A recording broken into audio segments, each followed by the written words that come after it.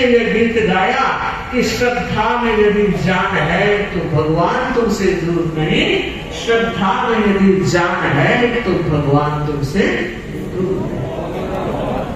हमारी आस्था की चट्टान, गुरु भक्ति की चट्टान इतने अंश केवल होनी चाहिए, चट्टाने हिल नहीं सकती, चट्टाने हिल नहीं सकती कभी आंधी के खतरों से, कि शोले बुझ नहीं सकते कभी शबनम के कतरों से। हमारी आस्था की चट्टान इतने अंश केवल होनी चाहिए।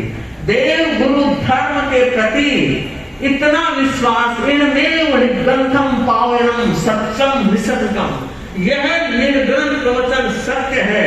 मैं हर तरह से इस प्रवचन से जुड़कर अपनी आत्मा का कल्याण करूंगा, ऐसा पवित्रतम मार्ग और रास्ता मुझे भाग्य और सौभाग्य से उपलब्ध हुआ है। मैं थोड़ी सी चर्चा करूं चंदन बाला के तेलों। इतिहास की एक ऐसी ही महत्वपूर्ण घटना जो हमें प्रेरणा देती है कि इन दिनों में तेला करना चाहिए। चंद्रकांता नगरी थी, विजय सेन नाम के राजा थे। वहां श्रीकांत नाम का सेठ और श्री सखा नाम की सेठानी थी। 2 महीने का टाबर पालने में झूल रहा था। पर्यूषण का पहला दिन था। संत उसके घर गए, प्रेरणा दी और कहा कि भाई कल से पर्यूषण प्रारंभ हो रहे हैं, त्याग तपस्या में पर्यूषण की आराधना होनी चाहिए और हो सके तो आप तेला करने का भाव रखना। अठम तप बहुत आवश्यक है और होना ही चाहिए। प्रेरणा संत दे रहे थे। बालक झूले में सोया था, मात्र 2 महीने का था।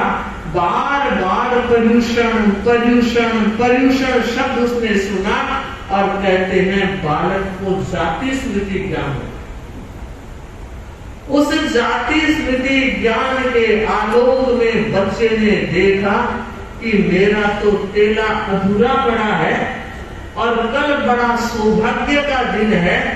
और बंधु अगले दिन से बालक ने अन्न और जल लेना बंद कर दिया।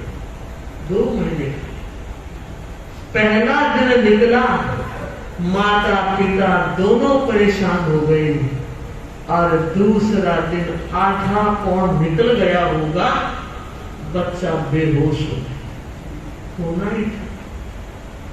और आप देखिए वैद्य आया, नाड़ी देखी और कहा बेटा चल बस। और आप जानते हैं माता पिता के सामने एक बच्चे का चले जाना, और उनके तो इकलौता एक ही टाबर था, 2 महीने ही हुए थे। अब जब उसको उठा रहे हैं, मां लिपट गई कि मां अपने छोरे को बाहर ले जाने नहीं दूंगी। और कहा अब ये मिट्टी हो गई है, कुछ भी नहीं है कि नहीं, घर से बाहर नहीं ले जाने दो। तब बहुत समझाने के बाद कहते हैं घर के पिछवाड़े में खड्डा खोदकर बालक को गाड़ दिया। और जिस समय खड्डा खोदकर पूरा हुआ, पिता के हाथ में वो बेटे का शव है, और जैसे उसे समर्पित किया, खड्डे में रखा, पिता का हार्ट है। ओ बेटा गया, पति गया। आप सोचो क्या हालत बनी होगी। और उस समय की एक कैसी परंपरा कि जिस घर में बेटा नहीं और पिता नहीं, केवल औरतें हो, उस घर का सारा धन राजा अपने खजाने में होगा। राजा के लोग धन लेने के लिए आ गए। उस समय श्री सखा ने सोचा पति गया, बेटा गया, और जीवन की रखवाली करने का साधन भी जा रहा है, कौन आश्रय देगा। लोग कोई बोले नहीं, क्योंकि परंपरा ऐसी थी, परंपरा को उलटना हर व्यक्ति के बस का रोग नहीं। और बंधु, उसने भी कल कुछ नहीं खाया था, आज कुछ नहीं खाया था, और अब उसने शरण ली भगवान पार्श्वनाथ।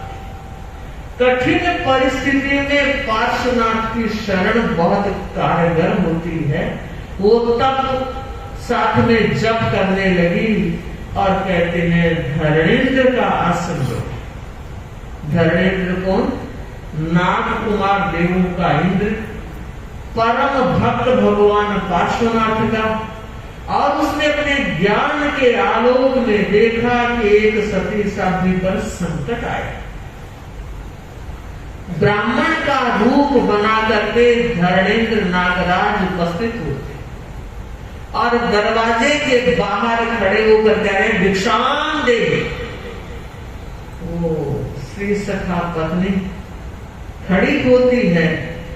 एक ब्राह्मण देवता आ गया और देखा तिलक छापाधारी ब्राह्मण है तो कुछ भावना भी बने कि क्या फर्क पड़ता है, अगर जिंदा नहीं होगा तो दोबारा दफना देंगे, एक बार तो निकाले। वो निकाल कर लेकर आए। माँ को कहा गया एक आसन बिछाओ, उस पर बच्चे को सुलाया गया। जो रेत लगी थी सारी साफ की गई और अब कहा एक कटोरे में थोड़ा सा पानी लेकर आओ। पानी लेकर आती है माँ और वो ब्राह्मण देवता कुछ मंत्र जाप करके बच्चे पर छिड़कते हैं, होश आ जाता। जैसे ही होश आया आग की तरह बात पूरे नगर में फैल गई और राजा तक ये बात पहुंची कि एक ब्राह्मण ने मरे हुए बच्चे को जिंदा कर दिया।